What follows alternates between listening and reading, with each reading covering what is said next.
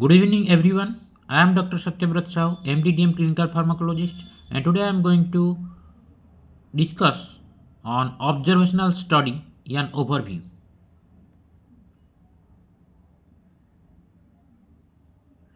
Coming to introduction, observational study is a study where there is no intervention, and observational studies are sometimes referred as quasi-experimental or a natural experiments, and a well planned or designed observational study can produce a good result next to randomized controlled trial. And observational study includes cohort, case control, cross sectional studies. So this is the picture showing the it is published in PubMed, that is taken from PubMed. Analytic studies, that is examine etiology and causal associations, that is divided into two parts: experimental studies, observational studies. Experimental studies, one or more factors altered and effects examined. But in case of observational studies, observations made without any interventions. And in the observational study, there is cohort study, case control study, cross sectional study. And under the experimental studies, there is controlled trials, uncontrolled trials. Controlled trials means trials with a control group for comparison, and uncontrolled trials means trials without a control group for comparison. Then controlled trials again divided into non-randomized, randomized clinical trials. And in case of randomized clinical trials, subjects allocated randomly to an intervention or control group. And in case of non-randomized, subjects allocated to an intervention or control group but without randomization method.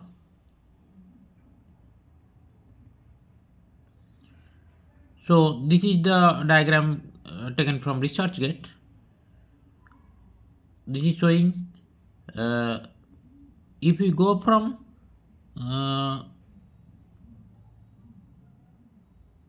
future to past, then it is case control study, and it can also be retrospective cohort study.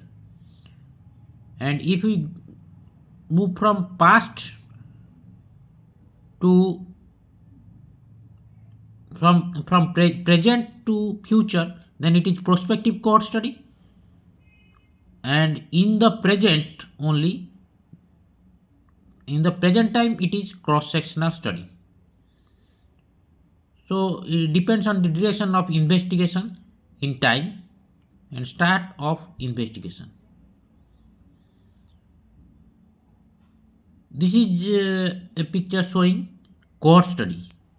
Cohort study, study population disease free at risk population. It divided into cohort 1, that is exposed group, cohort 2 unexposed group. In cohort 1, there is some are with disease, some are without no disease. In cohort 2, some are having disease and some are having no disease. So prospective, it can be prospective, that is during follow-up period, identify disease subjects, incident cases, or it can be retrospective cohort study, identify disease subjects by interview or written records. Then analyze differences, incidence or relative risk among those exposed cohort 1 and those unexposed cohort 2. Then coming to case control study, the population divided into cases and controls. In cases, outcome present; in controls, outcome absent. And further, in cases, exposure present, some patients exposure present, in some persons exposure absent. In control group, in some persons exposure present, in some persons exposure absent. So identify the cases and select control may be matched, measure exposure or risk factors, and compare the presence or absence of exposure in cases and controls.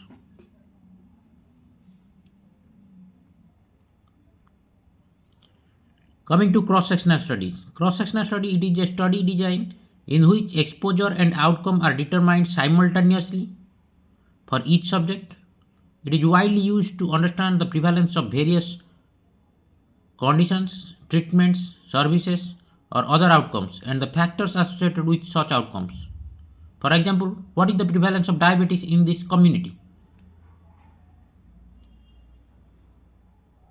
This is image taken from Chest Journal. Target population, study sample.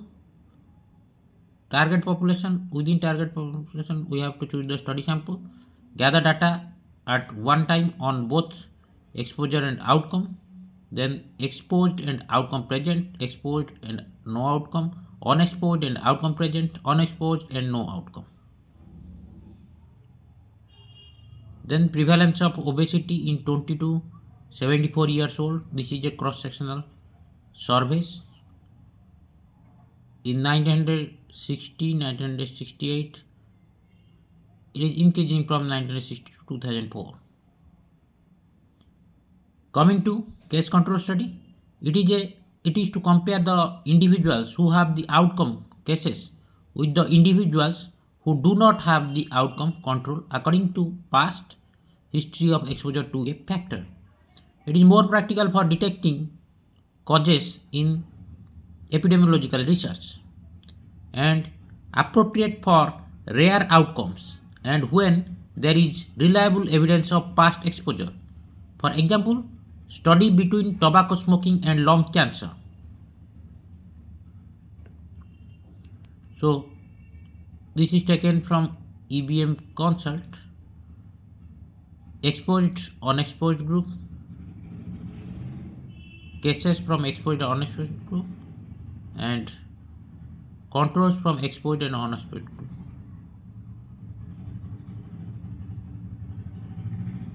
Case control means from outcome to cause. We have to go.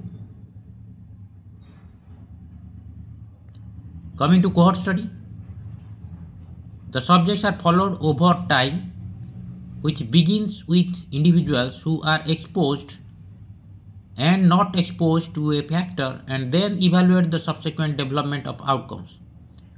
Longitudinal study, allowing us to study changes and establish the time sequence in which things occur. It is possible to detect causality.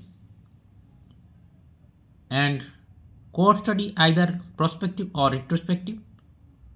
Confounding issues found in cohort study. Appropriate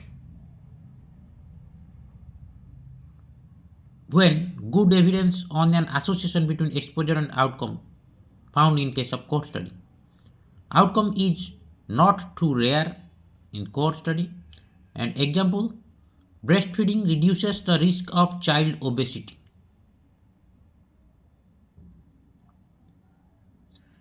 So this is a picture from SPH Boston University. This is a prospective cohort study. The cohort contains 1,17,000 nurses without cancer or cardiovascular disease. Have risk factor? Don't have risk it. Then start of study is written here and follow up to future obese and lean persons. Compare incidence of disease in case of obese and lean. This is a picture from SPH Boston University retrospective cohort study. Employees of tire manufacturer had factor, did not had factor. Study start in the future and looking towards the past. Compare of incidents of death, clerical staff, tire makers, then had factor, did not have factor, employees of tire manufacturer. So had factor means had risk factor, did not have risk factor. We have to find from the compare incidence of death. This is a picture from SPH Boston University ambivalence cohort study. Means both prospective part and retrospective part are there. Study start at the middle and the researcher have to follow the prospective, also look towards the retrospective part. Incidence of cancer in the prospective part, incidence of skin rash to unexposed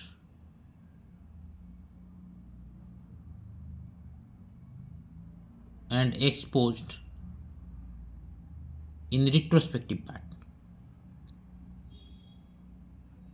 Coming to summary, due to the limitations in carrying out RCT's randomized controlled trial in surgical investigations, observational studies are becoming more popular to investigate the relationship between exposures, risk factors, and recognizing that well-designed observational studies can provide valid results is important among the plastic surgery community.